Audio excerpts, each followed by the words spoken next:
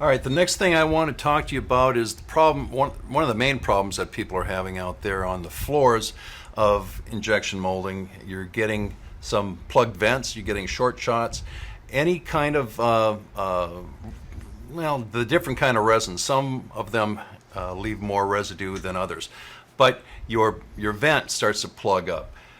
One thing that you can do is take a resin remover right on the press, and you're able to break down the molecular structure of that. So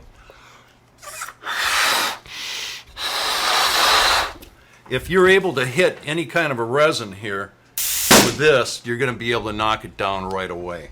That's going to, as long as this is wet, you can see that's still jumping around, moving, breaking down. But once it's dry, it doesn't break down. It's not going to be, there's no residual effects. Once it's dry, it's not going to do anything. There's nothing left behind is what I'm saying.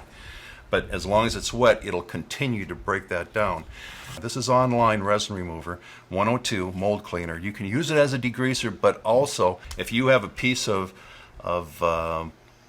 polycarbonate that's stuck, and rather than heating up a screw, putting it in there and trying to get it out, or trying to break it off and scrape everything off, this will actually crystallize polycarbonate. So you'll be able to take out chunks, and you're going to save your mold from any possibility of getting scratched. All right, another thing I want to talk to you about is when you have plugged vents and getting short shots out there on the press floor. We also have the online resin remover that's going to be able to break down the molecular structure of that gas that's built up on your vent. So all you have to do is go ahead, spray this on the part. Doesn't matter if it's a cold mold or a hot mold, this is going to spray on. It'll start to break the molecular structure down. It's a slow evaporation rate, so then with a hot mold it'll stay a little bit longer. Secondary step is to come back with a 104 foam and just go ahead, spray it on, and fill up your mold. Okay? It's a foam.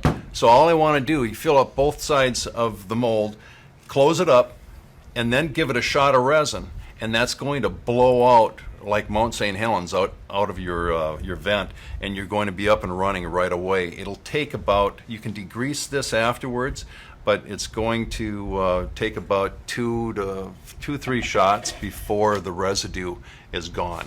So it's up to you whether you want to degrease with any one of our degreasers, or just go ahead and throw away the next 2 to 4 shots.